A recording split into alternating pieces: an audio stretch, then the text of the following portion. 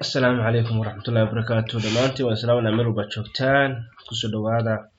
عشر كنا معناته waxaanu ka hadlaynaa waxa la yiraahdo volume and density volume waxa la dhahaa cadadka uu shay ka qaado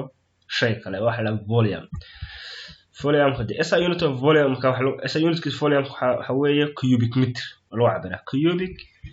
meter su'aalahan waxaan haysanaa shaygan oo ah saddex dhinac is leeyihiin 1 mitir oo dhererkiisa yahay 1 mitir oo balliciisa yahay 1 mitir oo joogiisa marka volume-ka shaygan aan ku helo waxaan isku dhufanaa saddex dhinac marka waa 1 mitir oo lagu dhuftay 1 mitir oo lagu dhuftay 1 mitir kadibna waa 1 mitir cubic marka 1 mitirna wuxuu dhigmaa 1 mitir cubicna wuxuu dhigmaa 1 milyan oo centimeter cubic marka halkii mitir cubicna waxa ku jira 1000 litir buu dhigmaa 1000 litir buu dhigmaa halkii litirna wuxuu dhigmaa halkii litirna wuxuu dhigmaa 1000 centimeter cubic 1000 centimeter cubic waxa kale halkii litir uu dhigmaa 1000 milliliter marka milliliter kan wax kale ma aha waa 10 to the power of -3 marka hadii aad 10 to the power 3 minus hadii laga tiro oo macni 10 to the power of -3 hadii 3 mitir la baxo waa 1 litir oo isleegin 1 litir 1 litir bas noqonaysa because 1 litir wuxuu leeyahay 10 to the power 1 milliliter على 1000 milliliter marka 1 litir wuxuu dhigmaa hal decimeter cubic sababtoo ah halkii mitir oo wuxuu dhigmaa 0.1 decimeter buu dhigmaa marka hadii 1 mitir cubic la oran lahaa imisa decimeter cubic buu dhigmaa wuxuu dhigmaa 1000 soma 1000 decimeter cubic sida awgeed hadii la dhaho halkii mitir wuxuu dhigmaa 1000 litir halkii mitirna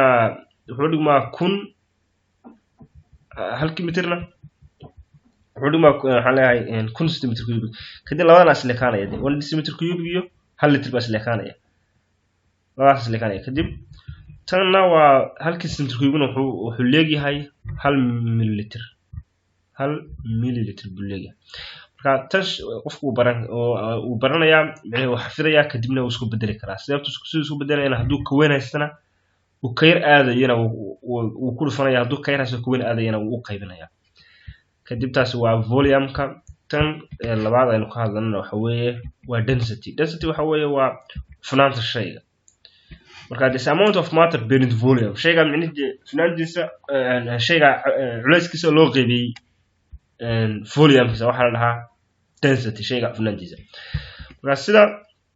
way formula sheegayso density marka raadinaysa density waxa lagu helaa mass divided by volume waa masska shaygaas iyo volume-kiisa wasdoo ma soo qaybinaysa tusaalahan biyaha kale waxa leeyahay 1 kilogram waxa leeyahay volume ah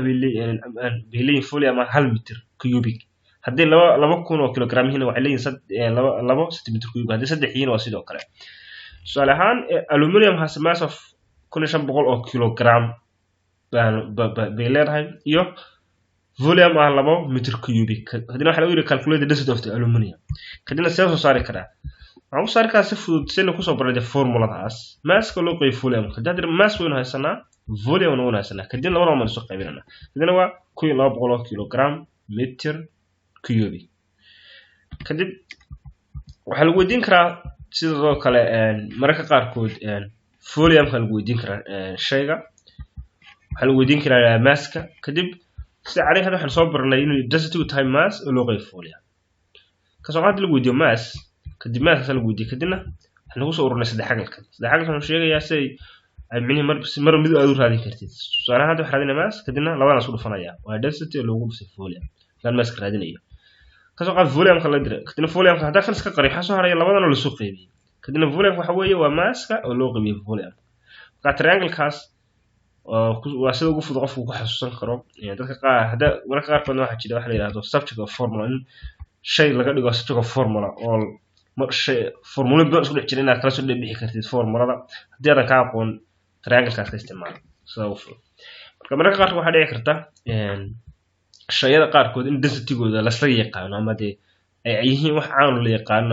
marka in aan lagu sheegin ma laga yaabaa laakiin aad u ogaatid marka waa xafidi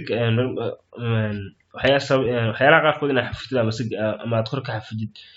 iska muhiim ah sida biyo kale ama copper oo kale aluminum oo kale ama baraf ice oo kale waxyaalahaas inaad micnaheedu aad taqaanid ku fiican marka table-kan waa isticmaali kartaa micnaheedu platinum oo kale ama gold oo kale 90.3 marka watan waa gramka waa gram per centimeter cubic waa kilogramkana waa qoran marka saan baad tan u isticmaalaysaa oo waad xafidaysaa kadibna marka lagu weydiiyo saan baad uga jawaabaysaa kadibna ama table baa lagu siinayaa badanaa imtixaamada oo kale marka qofka la yootiyo waxa laga yaabaa in table la siiyo su'aalaha hadda waxaan ka rabnaa inaan ka jawaabno su'aashan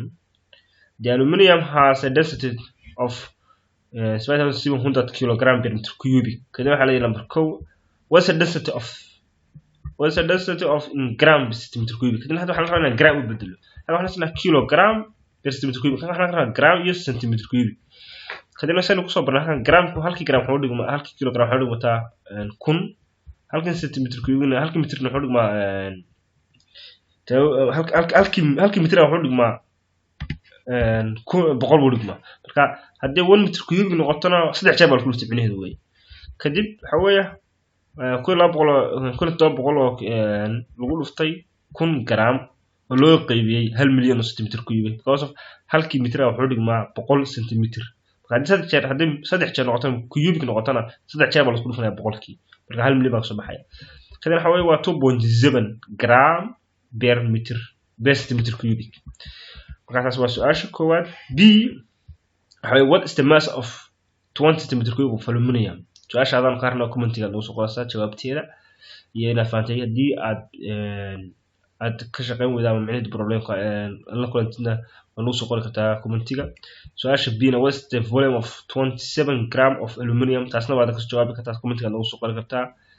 maanta halkaas ku jirnaa waad mahadsantihiin oo inoo cashirkeena dambe channelkana wixii subscribe iyo comment iyo fikradna comment ku soo dhiban kartaa. Wassalaamu calaykum waraxmatullaahi wabarakaatuh. Waa inoo cashirkeena dambe. Maca salaama.